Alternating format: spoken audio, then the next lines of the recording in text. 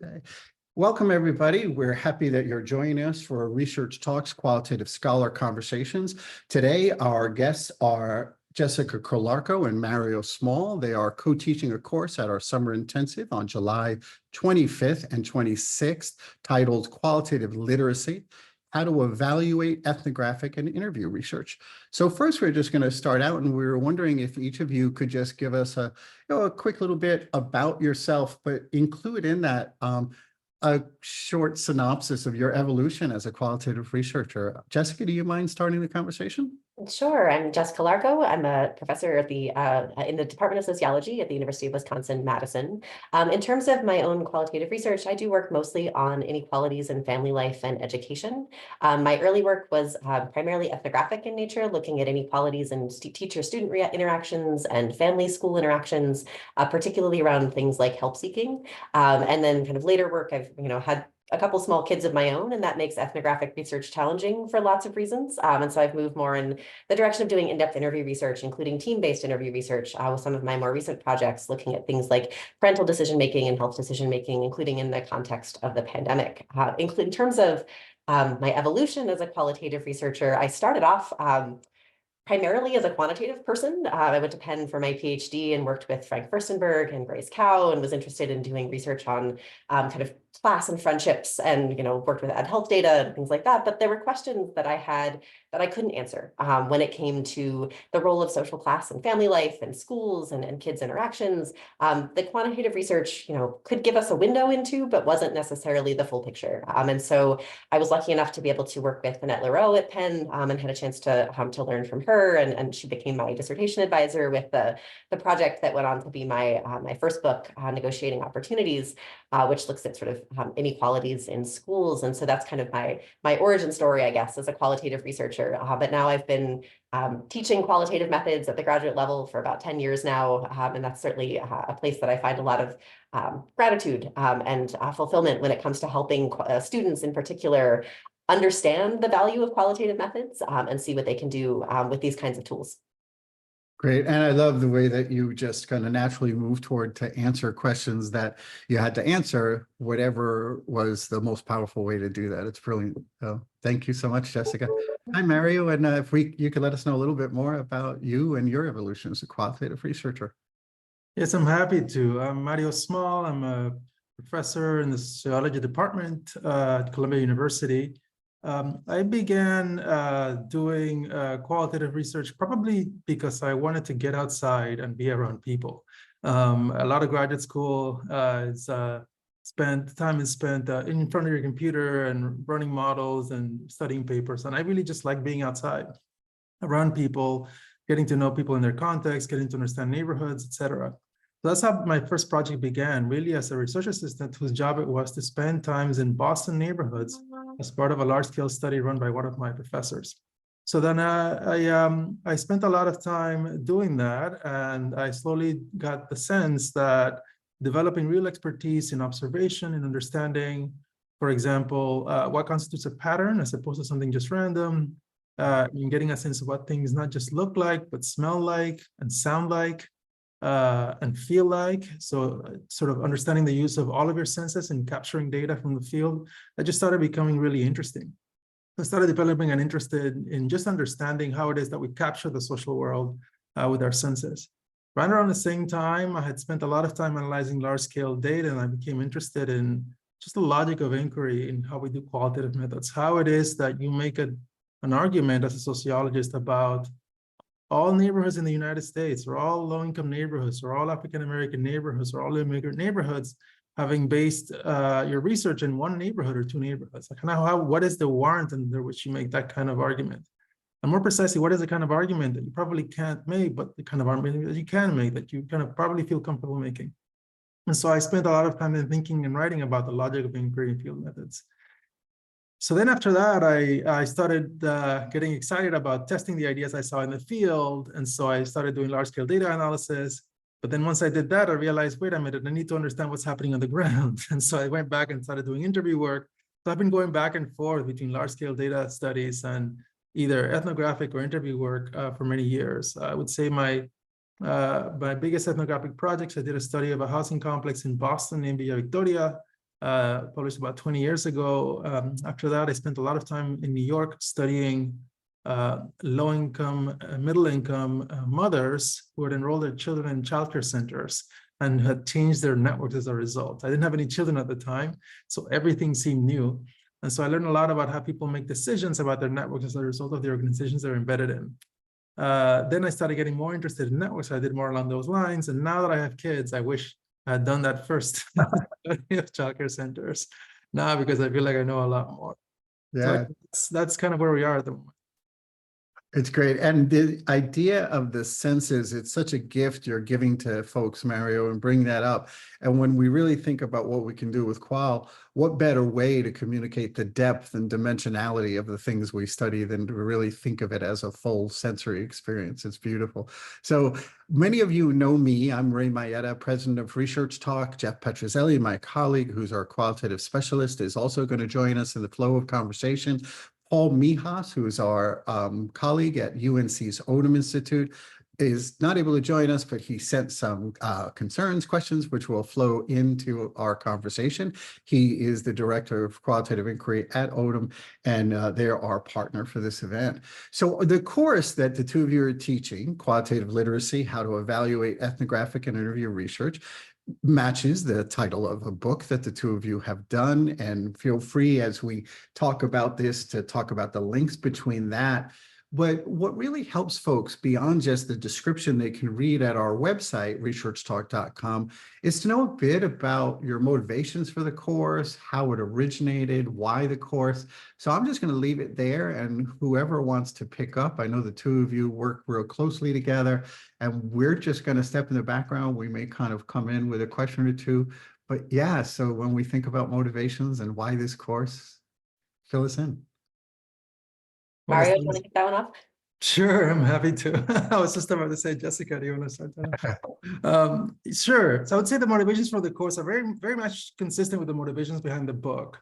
So this book was very much focused on something we thought there wasn't really out there. So out there are lots and lots and lots of manuals on how to do ethnographic work, how to do interview work, how to observe well, how to take good field notes, how to interview people accurately or effectively, how to get the most out of them, how to establish rapport, all of the things that are important to be an effective either ethnographic researcher or interview researcher.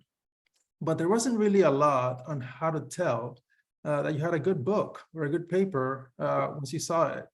And so we often ask this question, suppose we gave you two books, both based on a year of field work, and we told you that one was a sound piece of empirical social science, and the other one, while beautifully written, is empirically unsound. What criteria would you use to tell the difference? And this was a question I asked in a talk I gave once or twice, and I rarely got a good answer. In fact, a lot of the time, even very sophisticated quantitative and qualitative researchers said, well, I'm not really sure. The field workers said, well, I sort of know it when I see it. And the quantitative researchers just said, I have no idea. So a lot of the motivation was really, well, that's not really good. Among other things, these researchers are the reviewers for the grants that the qualitative researchers are sending out. And the reviewers are the people coming up for tenure. And people who are doing qualitative work, you would think you'd want to know a good project when you see it. So a lot of the origins behind the course are very much the origins behind the book in that sense, giving people the tools to be able to capture quality work, understand quality work, when they see it, and make it a concrete, very precisely, effectively captured set of identifiers, rather than just a general, well, I sort of know it when you see it. I know Jessica can add a lot to that. Yeah, thank you so much, Mario, for starting us off there. And I think you're right that this is very much about helping people to recognize quality work. I think the other thing that we could add with this course, and also ideally with the book, is to be able to show qualitative researchers themselves how to demonstrate the quality of their research more effectively. In the sense that in the book and certainly in the course as well, will help participants to be able to see what do examples of high quality research look like, and how do we move from examples that are lower quality or less effective to things that are higher quality, and what are the steps involved in kind of moving between those different degrees of quality, because it's not a checkbox, it's a spectrum. And so learning what that looks like and learning how these different indicators that we talk about in the course and in the book kind of work together to build the quality of the research, and what are some of the steps involved. I know this is not a how-to book necessarily, but I think that's certainly something that we could bring into the course more as well, is kind of what does it take to demonstrate the quality of the work that you're doing and make sure that that comes across as clearly as possible to the reviewers, to the readers, to the policymakers or the journalists who might be encountering your work. Yeah, exactly. If I can add to that, sort of one way of thinking about this is, when you're done with this course, you should be able to do two very different kinds of things. One, you should be able to take a beautifully written piece of work and say, you know what, because it's missing this and this and this and this reads well, but it's actually not very sound qualitative social science.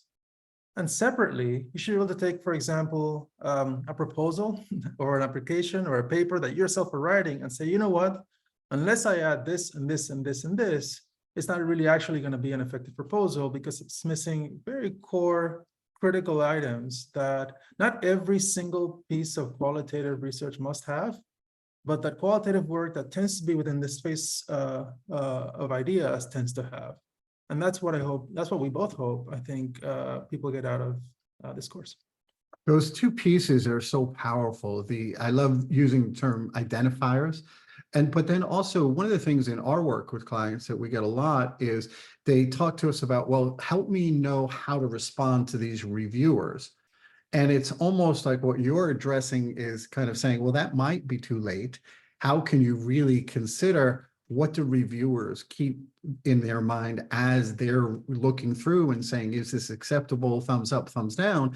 And I love this idea of how to demonstrate. And it's almost, instead of waiting to respond, let's really kind of avoid that criticism and get it out in front.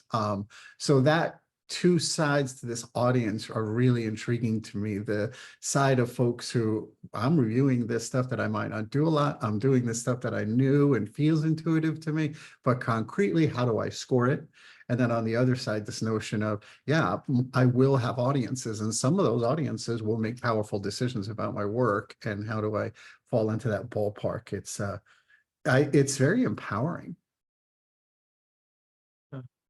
Yeah, I hope it is. I hope it is. I'll just add one last thing. I'm sure Jessica can add more to this, but one of the things that's important in a work like this is we're in a stage where a lot of what a good qualitative researcher has to do when they're sending work out is help educate your own reviewers about what it is that they should and should not be paying attention to when they're looking at your work, right? If you're looking at a single neighborhood and if you study for a year, the question of sample size isn't really the appropriate question. It's one neighborhood, right? If that's the set of criteria you're going to use to identify whether this is a good project, you're going to fail. And so the question of, well, if that's not it, if it's not how many neighborhoods, since by definition you only have one, then what is it instead? And so that part, with respect to the reviewers, particularly the reviewers who are not part of the qualitative research tradition, is an education part. And so part of what we hope we can help people do is help educate implicitly reviewers as they're putting together their proposals, their papers, their books, et cetera, what it is they should be looking at when looking at quality. I don't know, Jessica, if you wanted to add to that. Yeah, absolutely. I think you're absolutely right, Mario, in pointing to this idea that we can help to educate reviewers, and then we can also help to educate qualitative scholars too, in terms of understanding, what is the language that we need to speak to make our research accessible and comprehensible to broad audiences that will benefit from our work, in terms of, making sure that we are showing how we know what we know. Unlike with a quantitative paper, for example, our readers can't simply flip to the tables and decide whether they believe us or take, figure out what the takeaway would be. And so we have to be careful with how we write things and how we convey information. And there's steps that we can take to help make our research more easily interpretable and kind of provide those signposts to reviewers to help them understand what are the kinds of questions they should be asking, what are the kinds of things they should be paying attention to. And it really is the language helping folks kind of educate reviewers. it really gives authors ownership and researchers ownership to really frame the power of here's what I'm doing and here's why my work is legitimate. It's a nice permission slip you're giving to folks. I want to applaud you on that.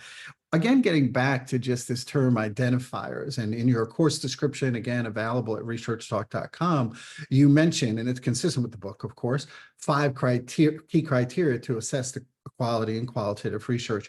One of them that we think is just so core to the foundation and language that folks might not be familiar with, and whoever wants to address this topic is great. And Paul Mihausen was particularly interested in the idea of cognitive empathy. So as an example of the kinds of things, if we could use that, and just if you can give us an idea of not just what's meant by that, but what it looks like when that's handled well in a qualitative project.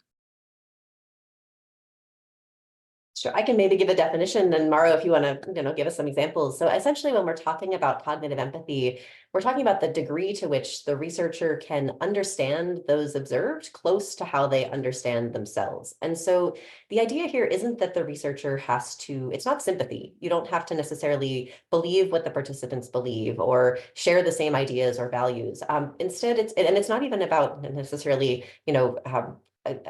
agreeing that their view of the world is the only possible view of the world. Instead, it's about coming to understand how your participants came to perceive the world or make meaning from the world in particular ways, and what those perceptions mean to them, and also the kinds of motivations that they perceive for their own actions, for thinking or behaving in particular ways. And so it's really sort of, we would argue, or I would argue, and I think Mario would agree, that it's sort of the core of qualitative research in many ways, and that this is, what we're often, it's not the only purpose that qualitative research might be applied to, but it's one of the key things that we can do with qualitative research that is often, more challenging with other types of data, because qualitative research allows us to get very close to the actual lives of our participants.